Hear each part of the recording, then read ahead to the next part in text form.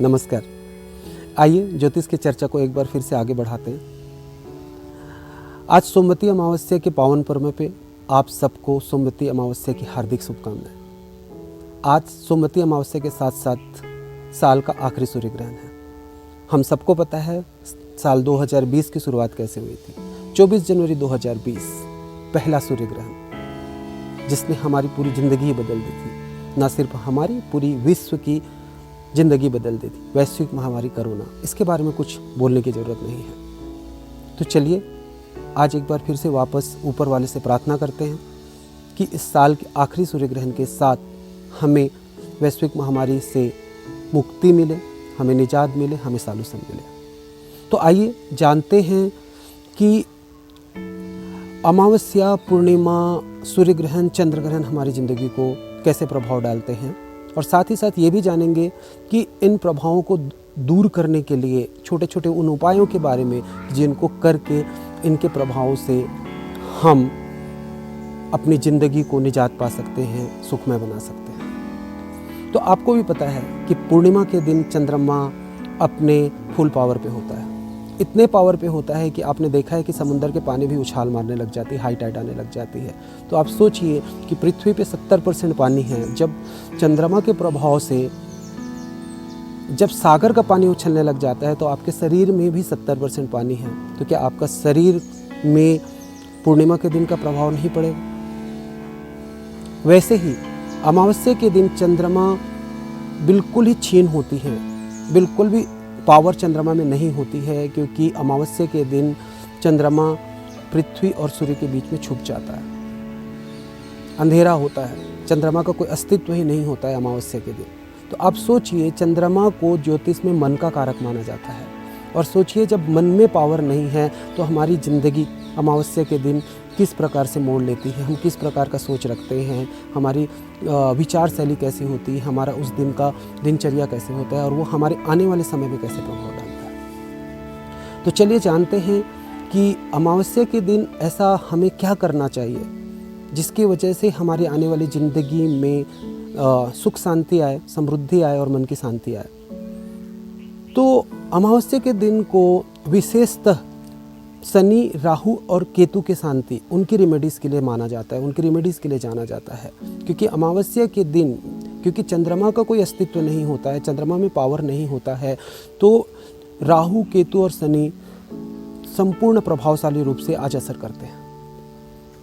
तो राहु, केतु और शनि आपके कुंडली में अगर पीड़ित हैं तो आप समझ लीजिए कि वो आपके ज़िंदगी को कैसे अवरोध उत्पन्न करते हैं। शनि क्रिएटर है और शनि के आशीर्वाद के बगैर आपके ज़िंदगी में कोई भी बड़ा काम नहीं होता है। राहु और केतु बीमारियों का भी कारक है, गलत संगति का भी कारक है। तो आप बताइए कि अगर आपकी ज़िंदगी में शनि, राहु, केतु का प्रभाव, विपरीत प्रभाव अगर पड़े तो आपकी ज़िंदगी किस रास्ते पे जाने वाली है। आज का दिन साढ़े साती के लिए, डहिया के लिए और काल सर्प के शांति के लिए भी विशेष रूप से जाना जाता है।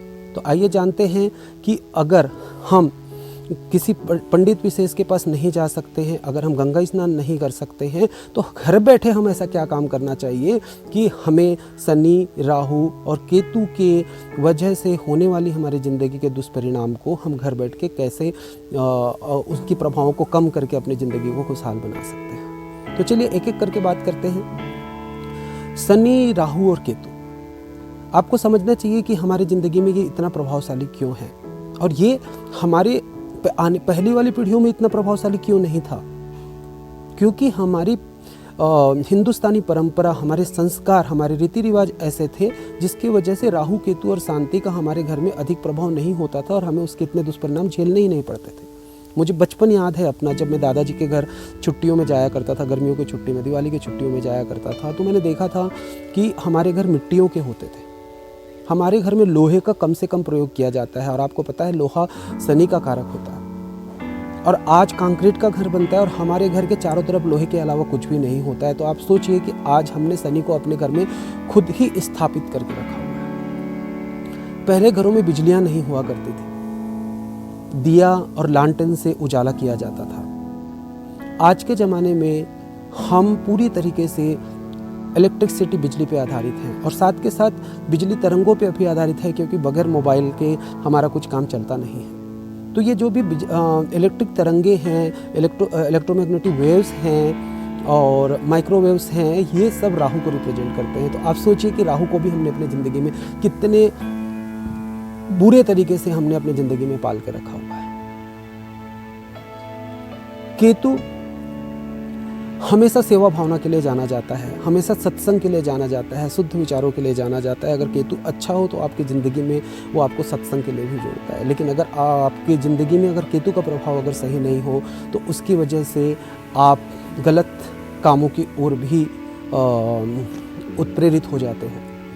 तो आप समझिए कि पहले ज़माने में पशुपालन की एक परंपरा हुआ करती थी कि घर में गाय हुआ करते थे, घर में कुत्ते हुआ करते थे, घर में सभी की इज्जत किया जाता था। जो घर में सफाई करने के लिए आता था या बाकी जो भी काम करने के लिए आता था तो हम उसको सर्व करते थे, उनको एक सम्मान भी दिया करते थे।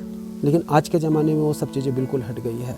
तो आज के ज़माने में केतु को अगर शांत करना है तो हमें स्ट्रीट डॉग की सेवा करनी चाहिए, हमें गायों की सेवा करना चाहिए, हमें पशु पक्षियों की सेवा करना चाहिए, हमें प्रकृति की सेवा करनी चाहिए। तो आइए जानते हैं कि एक एक करके ऐसे क्या रेमेडीज़ हम अपनी ज़िंदगी में अपना सकते हैं कि अमावस्या के दिन, एक दिन अमावस्या के दिन उन रेमेडीज़ को करके शनि, राहु और केतु की शांति किया जा सकता है। सबसे पहले आपको पता है सोमवती अमावस्या के दिन ये कहा जाता है कि गंगा जल में स्नान करना चाहिए। अभी सबके पास वो अवसर नहीं होता है कि हम गंगा नदी में जाके स्नान कर सकें, तो कोई बात नहीं, आप सुबेरे अपने स्नान में 1 चम्मच गंगा जी का जल डाल के भी अगर नहा लेते हैं अपने नहाने के पानी में तो भी गंगा स्नान का आपको शुभ फल प्राप्त होता है। तो चिंता करने की बात नहीं है, आप घर में ही गंगा जल का आशीर्वाद लेते रहिए। दूसरा, शनिवार के दिन शनि, राहु और केतु के मंत्रों का जाप अधिक से अधिक करना चाहिए और दिन को भी किया जा सकता है।